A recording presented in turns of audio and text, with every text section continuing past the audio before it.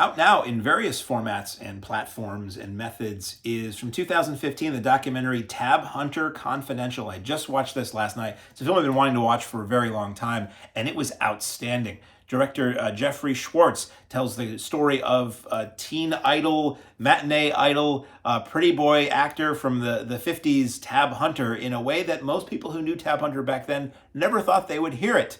Jeffrey Schwarz, I know predominantly because he directed the William Castle documentary Spine Tingler, which is also excellent. So this is an outstanding documentary about, it's Tab Hunter telling his story. What's outrageous and what's so interesting about Tab Hunter telling his story? He was a closeted gay man in the 50s Hollywood studio system era who was the idol of millions of teenage and older females of their day who had no idea.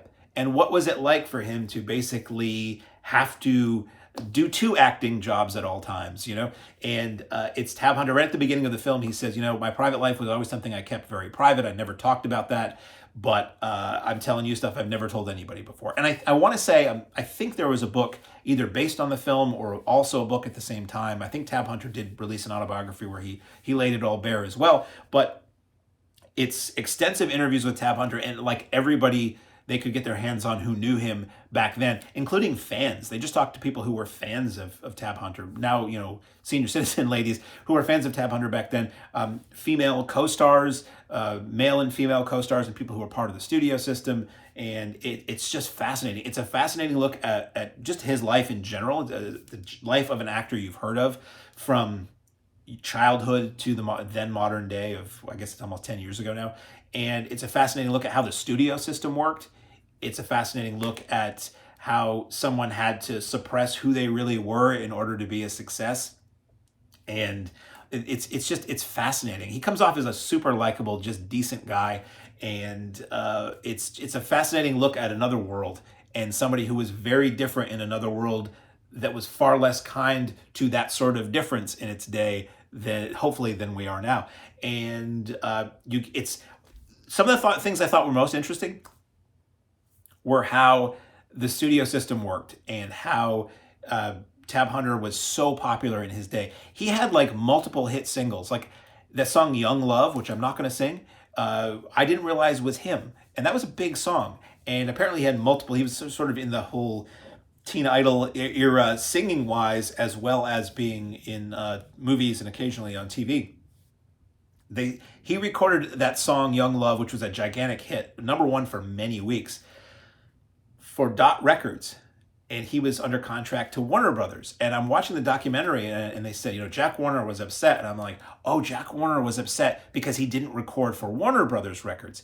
And then the story goes, Jack Warner was upset that he had a hit single with somebody else's record label, and Tab Hunter says to Jack Warner, well, you don't have a record label. And he said, we do now. And allegedly, according to this, Warner Brothers Records was created for Tab Hunter so that Warner Brothers could get all the money from his singles. And I had no idea. That kind of blew my mind in this small way.